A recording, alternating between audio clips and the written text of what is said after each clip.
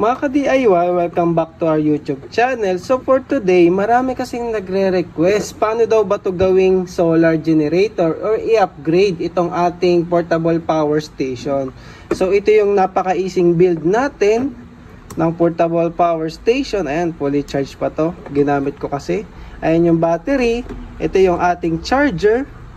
So in-upgrade ko nga pala to. Ginawa ko na lang ganito. Tapos dito na yung charging natin, rekta.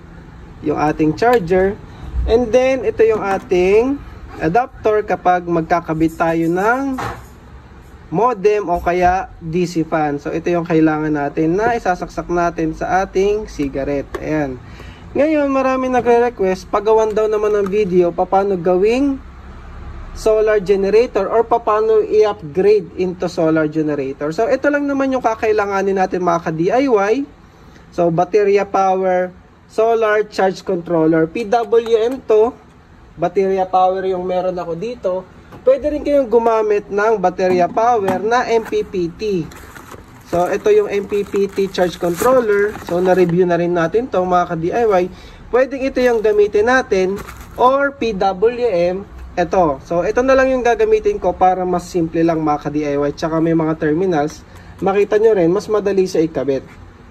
So ito yung kakailanganin natin. And then, kailangan din natin ng female connector. Ayan, female yan. 5.5 by 2.1 mm. Then, nilagyan ko na lang ng wire. Positive, negative. Tsaka ito, yan. Yung connector na yan. Kasama naman yan ni baterya power. Iipitin lang natin yan, no? Inipit ko lang yan ng pliers, mga ka-DIY. Para madali ikabit yung solar panel. Diyan lang naman yan, positive, negative. So, ganun lang. Kaya may kasama na siyang ganitong connector. At yung isa naman, nilagay ko dito sa wire na to. Itong wire na to, ikakabit natin dito sa ating battery. Tapos yung kabilang side, i-connect naman natin sa ating, ayan, battery input ng ating PWM charge controller. Ngayon, hinangin ko muna ito and then ikabit natin yung SCC. Pero ito, pesto ko na rin mga ka-DIY. So, binutas ko na dito sa gilid. Kung nakikita nyo, isushoot lang natin yan dyan and then ilagay na natin yung kanyang lock.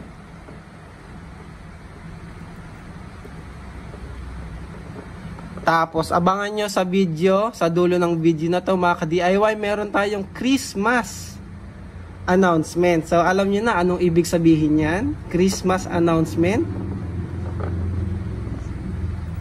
Christmas announcement. So masaya yan, sure yan mga ka-DIY.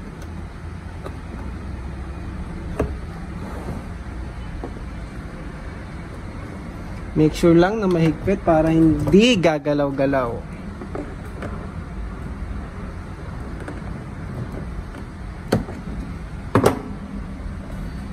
Ayan, mahigpit na yan. Tapos, yung ating battery. So, kailangan ko munang tanggalin ito. So, lagyan ko na lang ulit ng panibago. Hinangin ulit natin itong ating terminal wire.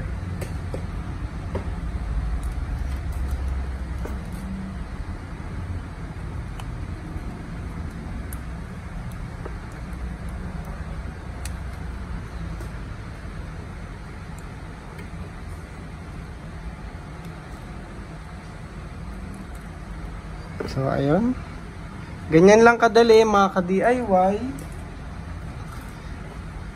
Then ingatan nyo, baka ma-short nyo kasi live na yan. Takpan ulit natin. So dagdagan ko na lang yan mamaya ng Kapton tape. Tapos ikabit na natin yung ating battery. Para ma-set natin yung ating SCC. Kasi may mga isa-set din tayong basic parameter.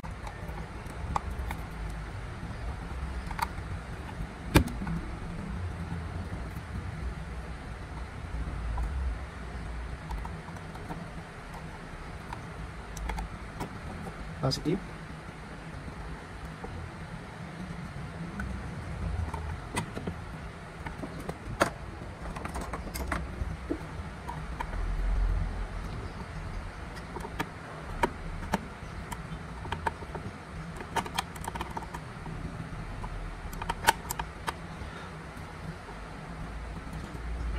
So, ilo-long press natin to para mabago yung mga setting niya.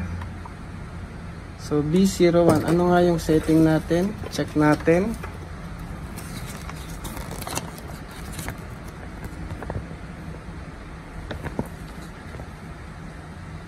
So, B04 for lithium iron phosphate. Yun lang naman. Kasi lithium iron phosphate yung gamit natin. So, dapat B04. Ayun. Wala naman tayong ibang isiset. Yun lang mga ka-DIY. Battery type. Tapos ngayon, okay na yan. Ikakabit naman natin yung ating solar input.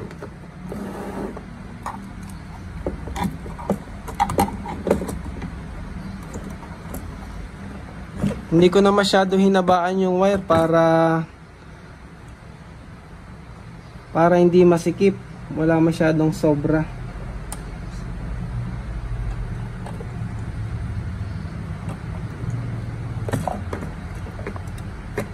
So, screw ko na.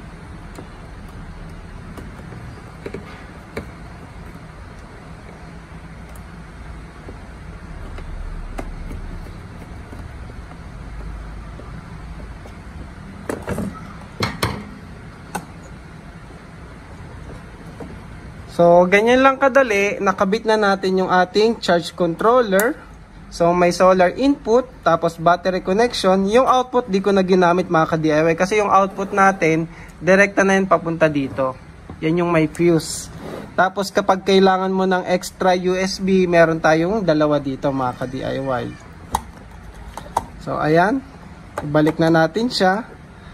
Tingnan natin kung masasara ko pa. Yun, nasasara pa rin naman. Astig. Ngayon, subukan natin i-charge gamit ang solar panel.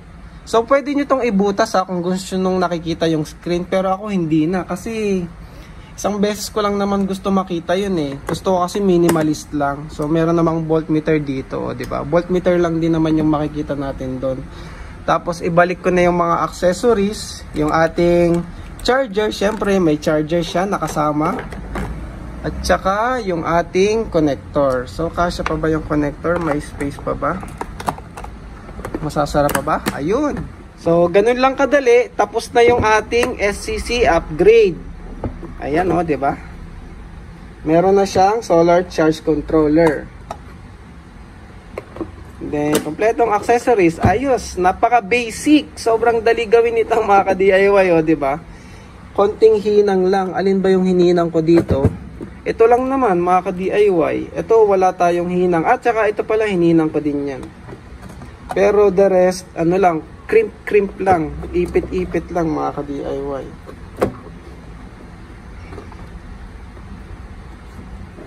So, ayan.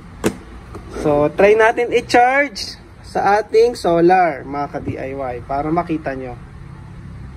So, ayan mga ka-DIY. Ayun yung ating solar panel. Solar panel. Tapos ayan, nilagyan ko lang gumawa lang ako ng connector para i-charge siya. So nilabas ko muna yung SCC para makita nyo. So isa kabit natin, ayan. So ayun. So nakita nyo, lumabas na yung solar panel na logo. Ibig sabihin, charging na siya via solar panel. Medyo makulimlim at saka halos pa full charge na rin yung battery, kaya mahina na rin yung charging current. Mga ka-DIY, correction nga pala sa ating setting. So, ito isa-set nyo 12 volts. Tapos ito, B07. Kasi yung B04, pang lithium ion pala yun mga ka-DIY. Yan, B07 para sa lithium iron phosphate. So, ayun. Long press. Then, okay na yan. Charging na siya. So, ayun, meron tayong 2.7, 2.3. Yan, tumataas. Kasi lumiliwanag.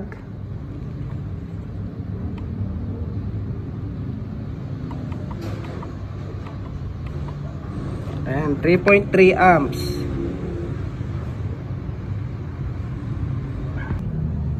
So, ganyan lang siya kadali i-set up. So, ganyan nyo lang siya i-charge via solar panel.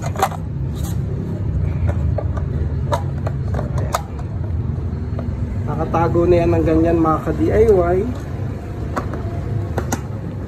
So, ayan. Ayan lang siya. Yan yung solar panel, and then yung ating portable generator charged via solar. O, ayan, no? So, swak na yan sa budget. Mga naghahanap ng mura lang na portable generator, solar portable generator, ayan. Ganyan lang. Tapos, siya nga pala mga ka-DIY, dahil nasa dulo ka na ng video na to, so ipapamigay po natin, ayan, yung ating napakagandang portable solar generator. So i-giveaway po natin yan mga ka-DIY. Ang tanong, paano ba natin siya, paano kayo magkakaroon ng raffle entry? Madali lang mga ka-DIY. Meron po tayong Shopee, Lazada at saka Facebook page. So ang kailangan nyo lang gawin mga ka-DIY ay ayan. So meron tayong Shopee shop, kailangan nyo lang pong i-follow and then screenshot nyo po yun. Facebook page, DIY Pinoy Shop. So, i-follow, i-like nyo lang din yan mga ka-DIY, like and follow DIY Pinoy page. At saka, last is itong ating Lazada. So, yung Lazada namin, ayan, meron na tayong 314 followers. So, i-follow nyo lang din po yung ating Lazada, screenshot nyo.